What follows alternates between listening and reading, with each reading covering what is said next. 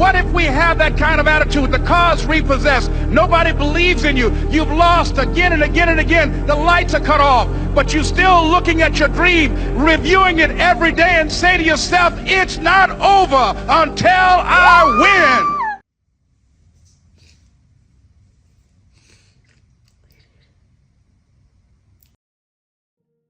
A couple of days ago, we hit 1 million subscribers on this channel. When people look at my channel, they like to make this comment. Oh, just an attractive female, that's easy. People love downplaying other people's success. You know why?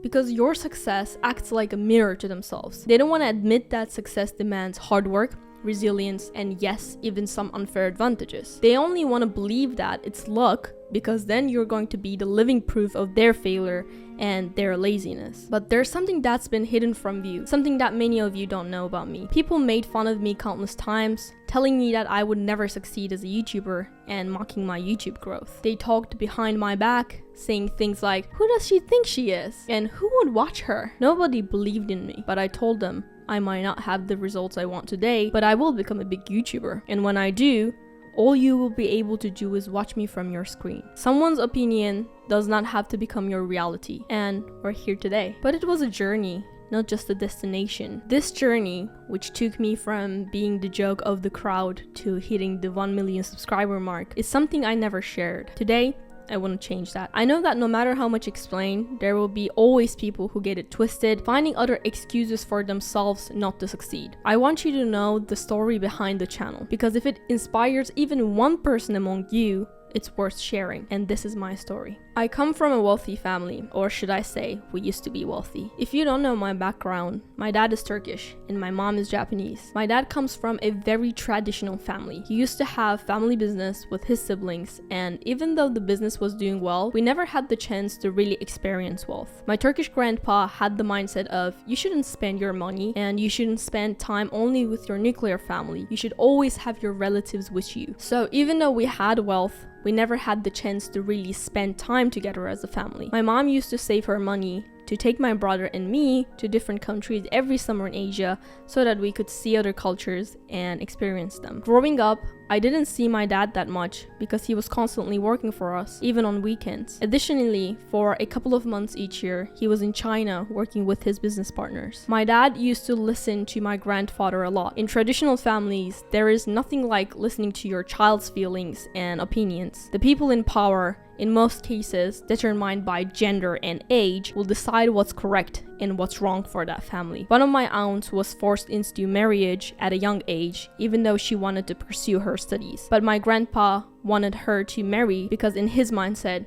girls shouldn't study. My grandfather wanted his grandchildren to attend specific school and receive a particular education. During my elementary years, I had many friends, both girls and boys, because in the 5th grade, people do not really discriminate based on gender. However, my teacher told me to stop talking to boys and only befriend girls because I'm a girl. This experience made me realize how problematic the school was. I wanted to change schools, but my dad did not allow me to do so because my grandfather had made the decision. When I talked to my mom about it, she suggested that I take scholarship exams at other schools. In Turkey, we have a system.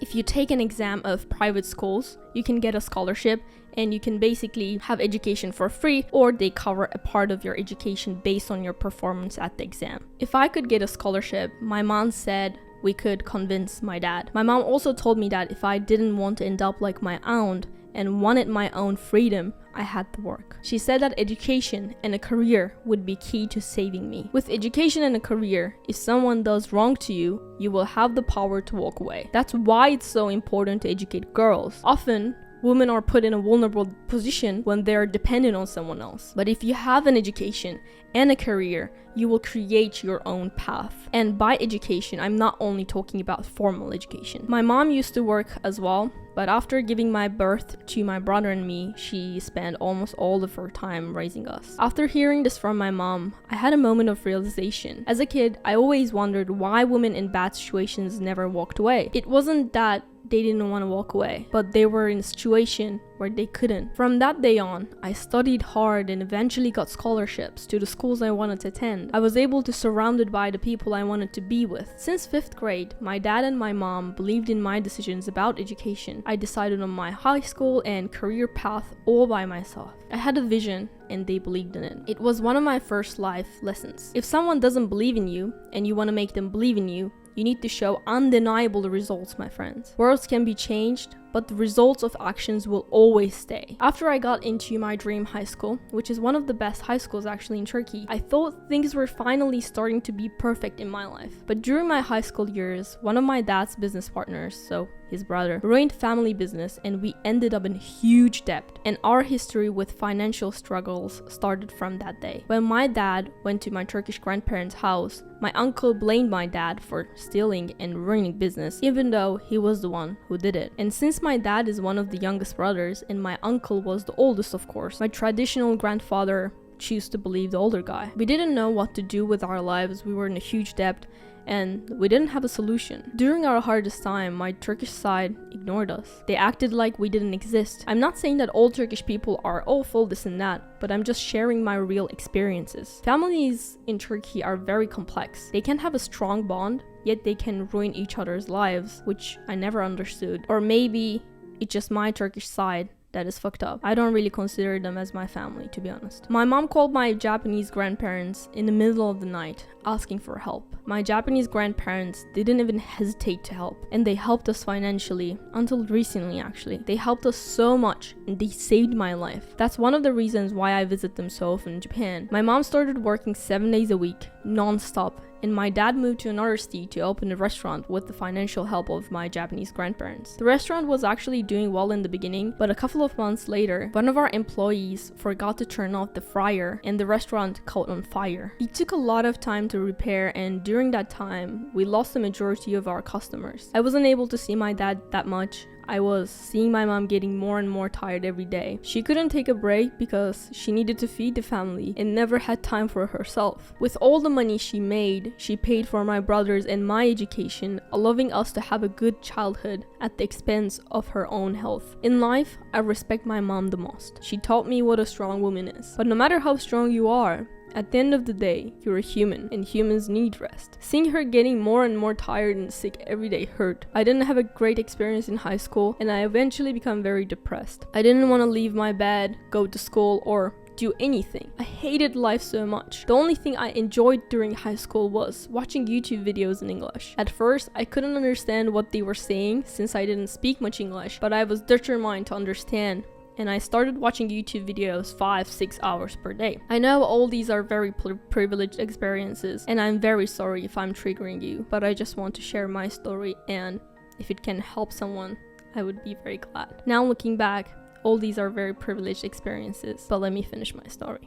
Every single free moment I had, I watched YouTube videos. I was obsessed. And one day, while I was having my usual YouTube watching day, I suddenly wanted to become a YouTuber myself. I had never touched a camera nor edited videos, and I didn't have my own PC nor camera back then. I sat down one day, borrowed my mom's computer, learned the basics of editing, and learned how to use a camera. The next day, I asked my mom if I could use her camera to film a video. And so I created my first YouTube channel and my first vlog. It was 2016 and I was 15 years old. Back then, there weren't as many YouTube channels as there are today. Creating videos gave me a lot of joy, even though the results weren't that good. Despite being very consistent on my channel, I couldn't even reach 1,000 subscribers. People made fun of me for being cringy, and they also made fun of my subscribers and videos. Nobody really believed me that I would succeed as a YouTuber. But I always tell this to myself. Just because you don't have the results you want today doesn't mean you're not gonna get them. When everybody else gives up, you will still be working for your dreams. I don't care how long it takes. If I want something, I will go and get it, and nobody can stop me. From the years 2016, 2019, I kept uploading on YouTube, but nobody watched my videos. I had one video that hit 10k views, but the videos I published afterwards didn't get any views. During this time, my family was still struggling financially. My Japanese grandparents helped us a lot, both financially and emotionally. Without them and my mom, I don't know where I would be today. They paid for my brothers and my education. Even though my family wasn't financially stable at all, my parents were constantly working. They allowed us to continue learning. They saved my life, and during summers, I worked at a restaurant to make money. After graduating high school in 2020, I promised myself that I would succeed on YouTube. Since 2016, YouTube has always been a hole in my heart, something that I always wanted but never able to get, and it hurt a lot. In 2020, I studied YouTube like a crazy person. I analyzed every YouTuber's video that I watched. I analyzed why I clicked on them or why I didn't, and their thumbnails, their hooks, their video style, their editing, and their content. I noted every single thing in my YouTube notebook. I looked back at my past mistakes one by one and defined why my channel failed. I tried multiple channels, from makeup to fitness to vlogs, like everything, but none of them succeed. And if something doesn't work, people always like to give up, but one thing I know about myself is that if I truly want something, I never give up. I reflect on it, analyze it, find out why it doesn't work, and constantly try to improve it until I solve the problem and succeed. That's what I did in 2020. After studying YouTube for a year, I decided to post videos very constantly and bring value to people, but I didn't have the money to buy a camera and a PC to edit, so I worked at a restaurant and as a cleaning lady at a hotel to make money. I was making $7 per hour-ish, and I can't explain how rich I felt. I saved my money to buy a camera and iPad to edit my videos because I couldn't afford MacBook. I edited my first couple of videos actually using an iPad. After just a couple of months of regularly posting, in February 2021, my channel started to take off. I still remember the day I gained 5,000 subscribers in just one day. I was sleeping in my room when my mom ran into my room saying, "Rudy, wake up, you have 5,000 subscribers on your channel. Your video is going viral." When I heard that, I thought it was a dream. I thought to myself, wow, how great it would be if it was real. Then my mom shook me and woke me up, and I opened the YouTube studio and I saw 5,000 subscribers and I started crying and hugged my mom. It was one of the most remarkable days of my life. After that day, my channel blew up, and in only 3 months, we gained 100k subscribers. Even after starting to go viral, I never stopped learning and studying about YouTube. If you watch the oldest videos I have on this channel, you will notice the improvement. My videos are still not perfect, but I aim for a Kaizen mindset in my work. Kaizen is a Japanese philosophy of continuous improvement. I aim for 1% improvement for every video because I'm here for the long run. I have a viral video library in my brain. Like, if you were asked me about any viral video in my niche, I'm 99% sure that I know that video and could break down why it went viral. My life seemed perfect, and I'm not gonna lie, I had the best years in my life. I had no financial issues, I was making my own money, my dad's job was going well, and my mom didn't have to work constantly. My channel was growing like crazy, and I thought I had everything I wanted until the summer of 2022. My other uncle scammed my dad and we lost everything. We lost our savings, sold our car, and the money we had worked so hard to make went away. I saw my mom cry for the first time in my life, and it hurt a lot. I had never seen my dad so sad, and my family was desperate.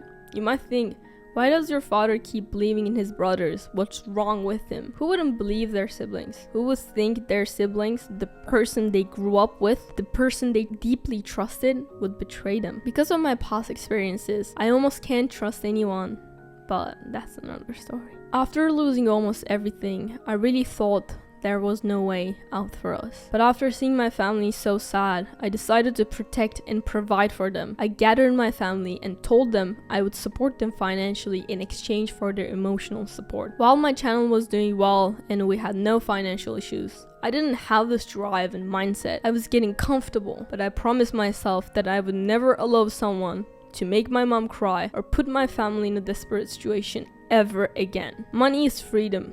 If you have money, you have a solution. You have a way out. You can protect the people you love. When my family got in trouble, I blamed myself so much. If I had been better at that point, if I had been making more money, I could have never let them feel so desperate. But I learned from my mistakes, and I promised that no matter what happens in life, I will always be there for my family. YouTube doesn't seem like a stressful job to most viewers, but all creators know how successful it can become. Your results are all public and everyone can see your metrics. You're gonna be exposed to a bunch of people with different opinions, and there will be always people who don't like you or maybe even hate you. After that thing in summer, I focused more on my channel, more and more. I studied more, I applied the lessons I have learned. People criticize me for being money-centered. I've always said that YouTube is a business, and I do treat it as a business. It's not just a hobby of mine. Sure, it's a passion of mine. I can work on YouTube for 10 hours, even more, every day and still not get tired of it. But if I want to protect my family, I need to find the best ways to monetize it. I had a lot of privileged people say,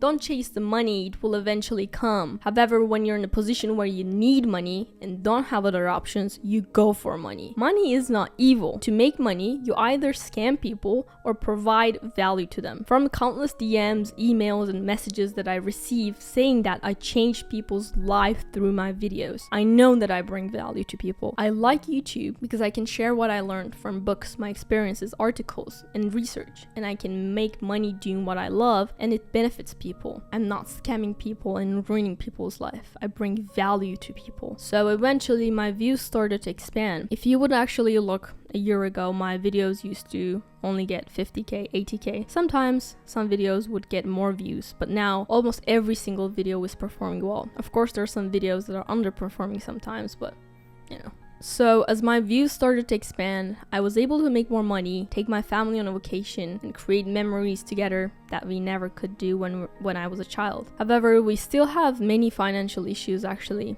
from the past that remain unsolved. While everything may appear perfect on social media, it's important to remember that this is not always the case. We all struggle and fail, but some of us give up. I don't want you to be the one who gives up. No matter what happens, I will not give up. I want you to work alongside me and achieve our dreams. Finally, I want to apologize if my experiences come across as privileged. I acknowledge that I've been fortunate to have a home and a loving family, and I'm really sorry who are in those in much worse scenarios. It's always easy to take granted the things we have, and if my stories triggered you, I truly apologize. Thank you.